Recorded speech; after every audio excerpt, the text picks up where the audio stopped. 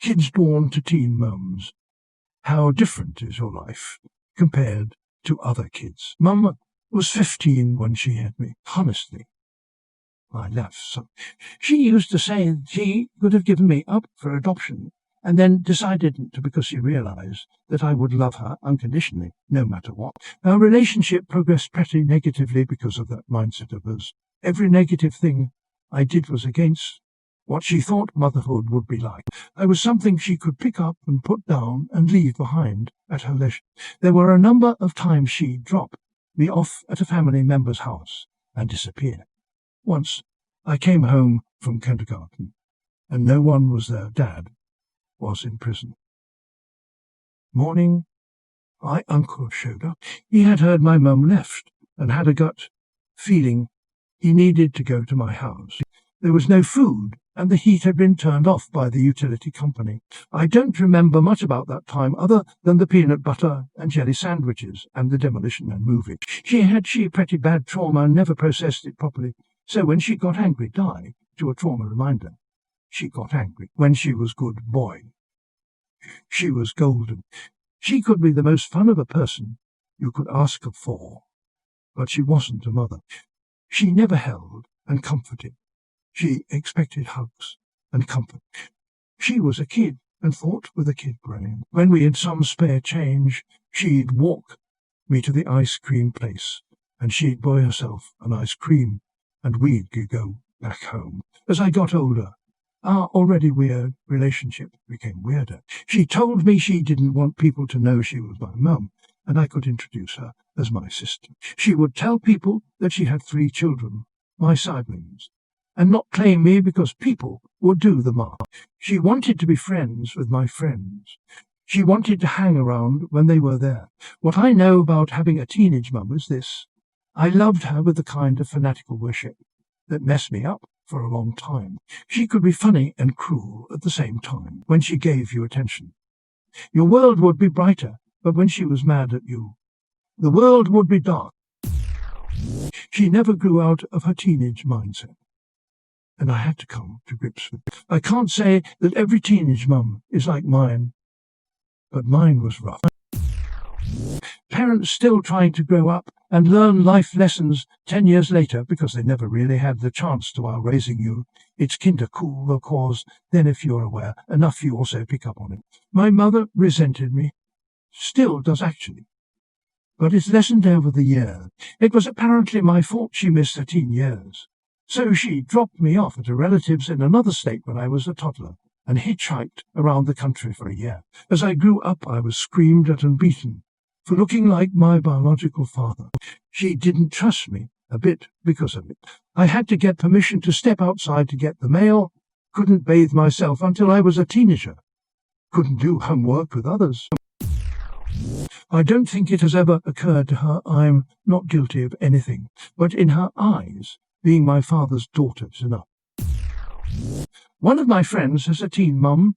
She doesn't talk about it. When friends would come over for the first time growing up, I'd get a lot of, I didn't know you had an older sister. I don't. That's my mother. Also, since my mum and I are only 16 years apart, we ended up liking a lot of the same music, which made going to concerts a lot easier, because we'd often want to go to the same shows. So I've definitely seen a lot more bands than friends. My parents got married when they found out my mum was pregnant at 16. She had me her senior year at 17. And both still managed to work their way through college with me in tow. It was honestly pretty annoying. They liked to party a lot with their friends, which got annoying quick, having a bunch of 30-somethings, getting drunk and listening to loud music when I had to be up early. My mum enjoyed the attention of being mistaken for my sister, but it felt gross because she was the hot mum to all my guy friends growing up, and I never heard the end of it.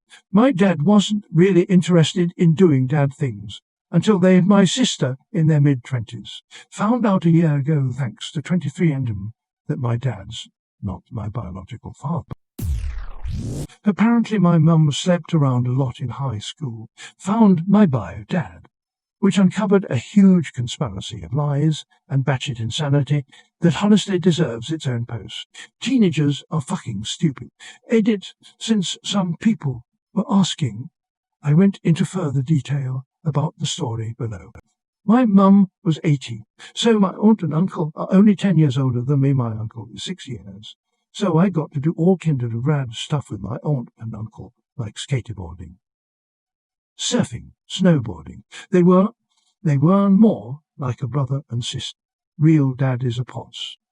My mum fell in love at 20 with a 40-year-old. They're still together 38 years later. Raised me like his own. He had 5 other kids, so I had all kinds of brothers and sisters and took a better life than if my real dad stuck around. I've noticed that I didn't have the same opportunities as other kids because being a teen mum can lead you down a road of struggle and poverty if you don't have help from family.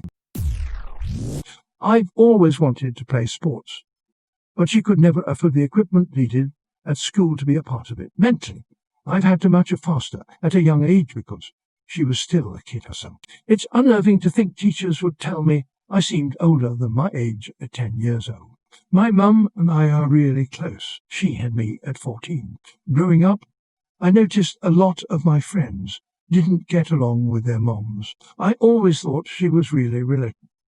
We go eat, go shopping, get coffee, gossip, just hang. She worked a lot, sometimes multiple jobs at once.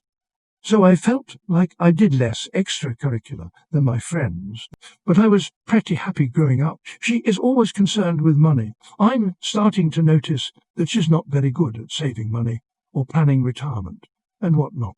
I once asked a family friend, now that as kids are grown, how are my parents still living paycheck to paycheck? She explained that, in her opinion, my mum basically skipped learning how to take care of herself as an adult. Instead of learning how to effectively adult, she focused on taking care of her kids. I will forever be grateful for my mum and the hard work and sacrifices she endured to raise me and my siblings. I was born in 1964, when my mother was 60. Grandparents adopted me so I'd have a name. Father's family paid for the hospital bills, and that was it because they didn't want to ruin his chances to go to me. Mother had 3 other kids from at least 2 other men and tried to treat me like a little sister, although a girl in 3rd grade decided it was her duty to tell me I didn't really have a daddy. 3-bedroom country farm with 4 kids. Grandparents and mother with her pedo husband was a constant fight, complete with fists and screaming almost daily. At least we could go outside. Lost a brother to a gunshot when stepmother cheated on mother and left him down while he was leaving. Other brother accidentally shot him. Mother continued to treat me like a sister until she decided she wanted to be a mother. My grandmother was the one who raised me and the one I consider my true mother. When she died, she left me the land with her house on it, and my mother tricked me into signing it over to her. I was very naive. She accused my straight-edge goth-eye kids in their 30s now of being on drugs because they wore black, and held a remark I made about moving away when I was 16 against me to this day. My father sent me $50 when I graduated, and $100 when I got married the first time. And I had no idea he was even my father until I was 23. I would have liked to have had a different child. And it are some wonderful people. Thank you to those who had kind and healing words. Hugs to those in need of a little extra.